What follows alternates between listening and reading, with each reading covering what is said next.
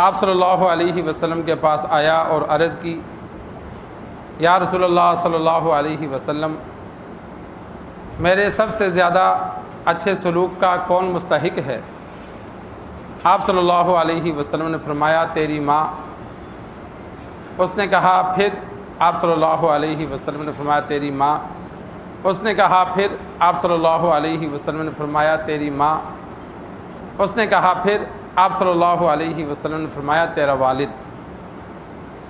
امام بخاری رحمہ اللہ نے کتاب الادب باب باندھا ہے۔ کتاب الادب میں لوگوں کے ساتھ حسن سلوک، برتاؤ، رہنا سہنا کے جو احکامات ہیں کہ عمدہ طریقے سے زندگی کیسے گزاری جائے، آپ صلی اللہ علیہ وسلم نے کیا آداب سکھلائے، ان کا ذکر ہوگا۔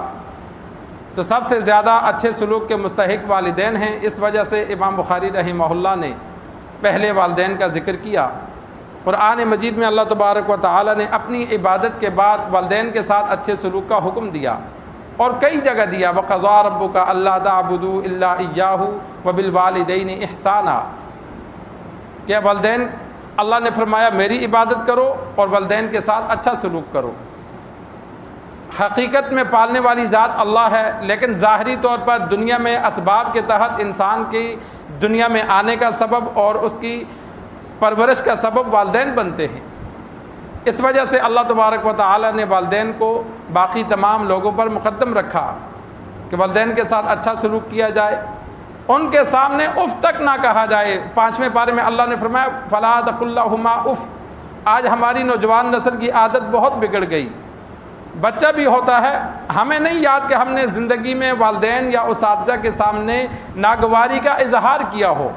اگر بلا وجہ بھی مار دیتے تھے، ڈانٹ دیتے تھے یا استاد کر دیتا تھا تو ہمیں ناگواری برا نہیں لگتا تھا کہ استاد ہے، اس کو حق ہے۔ آج اگر بچوں کو ڈانٹا جاتا ہے تو وہ آگے سے ناگواری کا اظہار کرتے ہیں، شرعاً یہ منع ہے۔ والدین بوڑھے ہو جائیں، اگر کوئی ایسی حرکت کریں جو اولاد کو پسند نہ ہو تو پھر بھی اولاد کو حکم ہے کہ خوشی سے برداشت کرے۔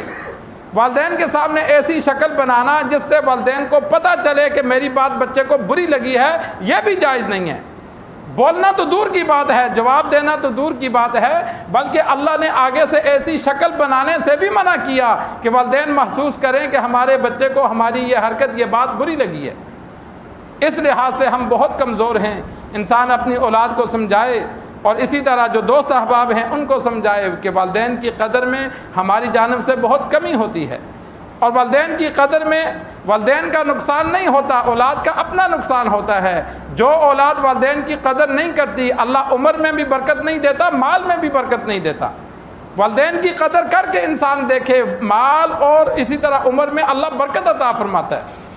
تو والدین کی قدر میں، پھر والدین میں ماں نے تکالیف زیادہ اٹھائیں، حمل کا بوجھ 9 ماہ اٹھایا، اسی طرح پیدائش کی مشقت برداشت کی، پھر 2 سال دودھ پلانے کے بچے کی بچپن میں پرورش زیادہ ماں کرتی ہے، تکالیف برداشت کرتی ہے، اسی لیے ماں کا حق زیادہ رکھا کہ انسان اگر کوئی چیز دینا چاہے، کوئی گفٹ دینا چاہے والدین میں سے کسی ایک کو، تو فرمایا والدہ کا حق زیادہ ہے کہ سب سے زیادہ سلوک کس کے ساتھ اچھا کیا جائے؟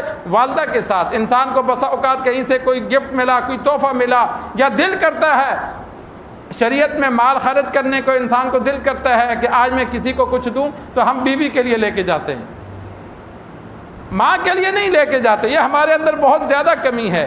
انسان کو خوشی ہو تو کوئی گفٹ دینا ہو، کپڑوں کا جوڑا دینا ہو، جوتے دینے ہو، نقد رقم دینی ہو، تو انسان سب سے زیادہ حقدار والدہ ہے، سب سے پہلا حق ماں کا ہے۔ اور اگر ماں باپ میں ٹکراؤ ہو جائے تو اس میں بھی آپ اللہ تبارک و تعالی نے سرکار دو عالم صلی اللہ علیہ وسلم کی جانب سے فیصلہ کروا دیا کہ ٹکراؤ کی صورت میں 3 درجے ماں کا زیادہ حق ہے۔ بچوں کو ماں کی طرف جھکنا چاہیے، باپ کی طرف نہیں جھکنا چاہیے، ماں کا زیادہ خیال رکھا جائے۔ ماں کا حق زیادہ ہے، باپ کا حق اس سے کم ہے۔ تو دونوں کا انسان ادب و احترام لازم رکھے اور کوشش کرے ان کو خوش رکھنے کی۔ تو اسی پر مسائل امام بخاری رحمہ اللہ آگے ذکر کریں گے۔ اللہ سے دعا ہے اللہ ہمیں احادیث سیکھ کر، سمجھ کر عمل کرنے کی توفیق عطا فرمائے۔